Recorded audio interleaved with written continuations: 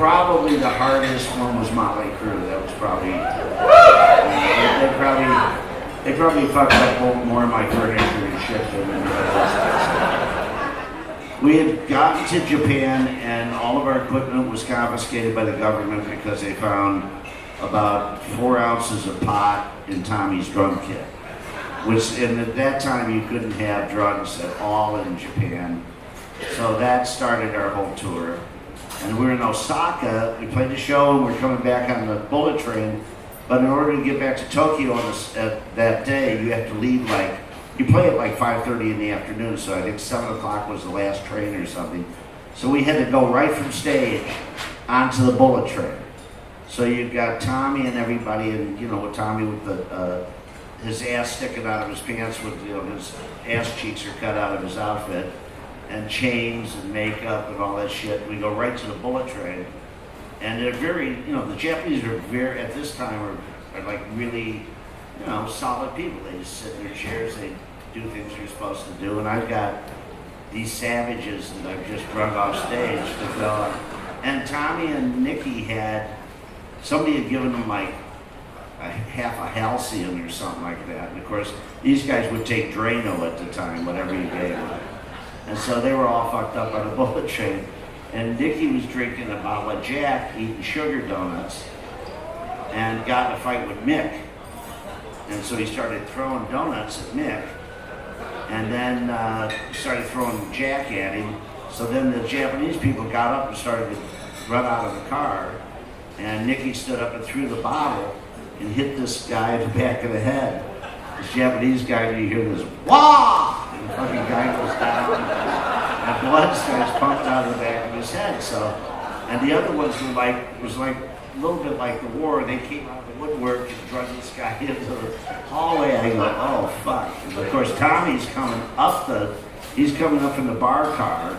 And he's got sake, and so he's going like this, he's filling the glass, and people are looking at him, and he goes, oops, and he throws sake out of it.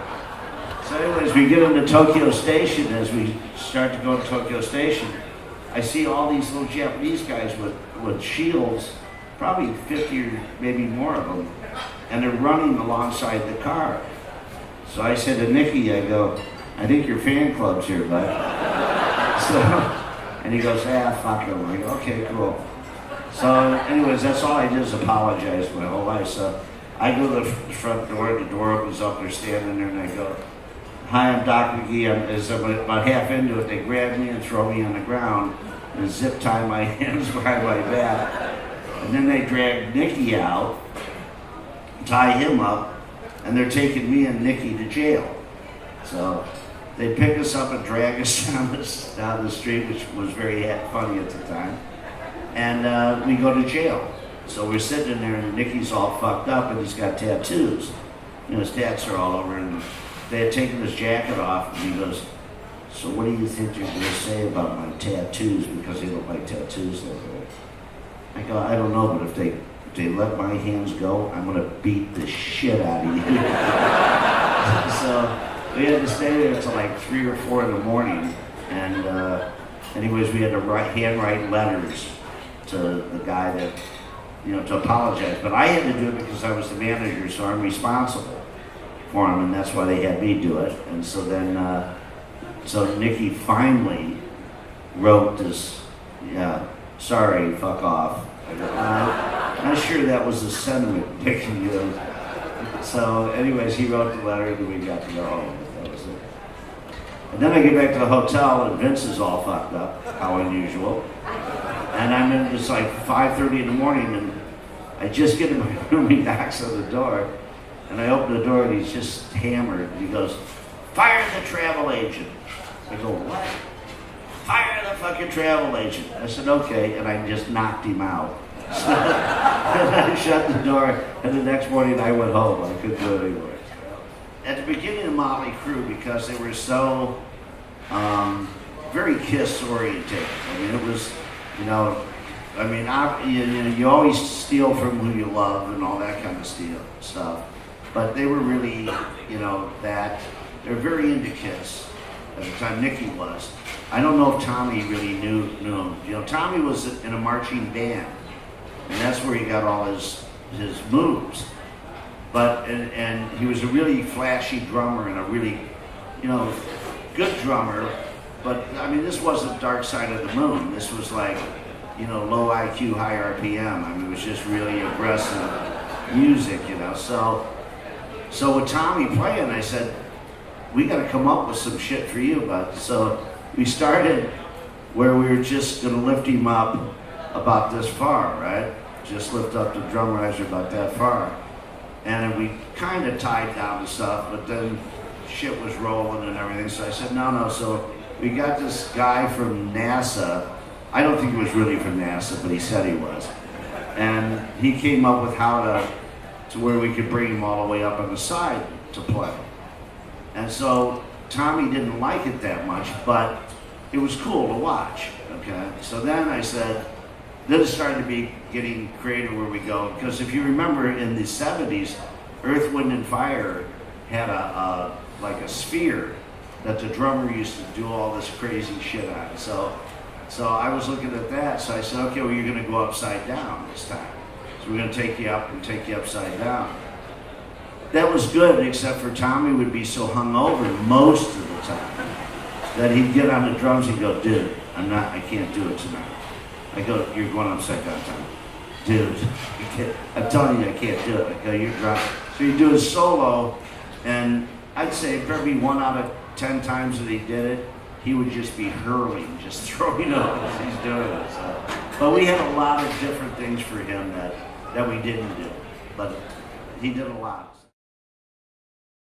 Well, see, Ace used to do all this shit. I mean, he would have everybody, he'd have these mutants come up, and they would hang with him. I don't know where he would find them, but they were just really not altogether people. And so we're in Dallas in the Four Seasons of Las Colinas, and I'm playing golf, and I come up the 18th hole, and our villas were on the back of the 18th hole, and I go up to the green, and I see red, blue, yellow, all this all over the green. I go, what's that? So I go into the clubhouse, and of course they come over to me, the guy who manages it says, excuse me, but I think it was one of your guys that was shooting the people on 18 with paintball guns. I said, what, my guys? Why would you think it would be my guys? But anyways, that was Ace, but he also shot himself that night. We came in from dinner, Tommy Thayer and everybody. We went out to dinner and we came in, and there was some guy with a welder's hat on or something. He goes, hey, Mr. McGee, Ace is all fucked up. I said, well, how unusual? How unusual? He said, yeah, but I think he shot himself. I said, what do you mean he shot himself? So, well, we were shooting Uzis, and a shell got caught and it exploded, and I think he got some shrapnel in his chest. So I said, well, is he okay? He goes, well, I guess so. So I said, okay. So I went to bed because I didn't think anything. So anyways, I'm in the villa next to Ace, and about 3 o'clock in the morning, all this commotion, I open the door and there's a SWAT team out there with these guns. I go, what are you doing? They go, Ace Frehley's been shot in his room. I go, he didn't get shot in his room. Anyways, he was so drunk, or whatever, his mixture was way off. And his girlfriend called from Winnipeg. And of course Ace is, he's over dramatic. So I guess he woke up and he picked up the phone and she was screaming at him and he goes, yeah, well, I got fucking shot in the chest and I'm fucking spitting blood. And then he hangs up the phone. So she calls 911 and says that Ace really was shot in the chest. So anyways, he ended up knocking his door in, and there's Ace sitting on the end of the bed with his pants down to his ankles, passed out with his belly hanging there, and I walk in and I go, oh, fuck. So we get him up, and the only thing he says is, I need some Demerol. No, he doesn't get any Demerol. You don't give him anything. So we had to take him on a gurney, and I had to go to the hospital with him at like 3 o'clock in the morning. And I'm hoping that they put him to sleep, but they didn't. Anyways, so All he asked for everybody who he saw, I don't care if it was a janitor, he'd go, "Do you have any Demerol?" He had a little flake of metal in his chest. And so the guy said to him, he said, "You know, we'll never find it. I can see it on the x-ray, but it's just so, you know, small that we could be digging, but, you know, it's," and he goes, "Get it out of my body. I have to get this out of my body." I said, "Oh, fuck, okay." So anyways, they started digging in there, so his chest was really, really sore. And then he didn't want to play the next day until he got drugs. I wouldn't let him give him any drugs at all. And he wasn't going to play, so I had Tommy in the wings waiting in the outfit just in case he wasn't going to play. But he played. Okay. Well, Ace would come up with shit every day, so the promoter, he wanted to buy a condo or something. He was going to buy a condo in Australia with some mutant that he met. I don't know what it was. Anyways, so he's in the dressing room, he calls me in, and he goes, "You gotta get the promoter, he's supposed to give me $100,000. I go, "For what?" "Well, I fucking told him I wasn't gonna fucking play unless he gave me a fucking $100,000. So I said, "Really?" And he wasn't gonna play. So I go to Andrew McManus, I go in there and write out an IOU for $100,000 and sign it Jim Shue. He goes, "Okay." So he goes in, he goes, "Okay, Ace, here's, I don't have the cash, but here's the $100,000 IOU. And Ace goes, "That's fucking fantastic." He carried this IOU around for like 2 weeks. In his pocket, he's going, well, listen, Ace was storing Viagra so he didn't piss on his shoes.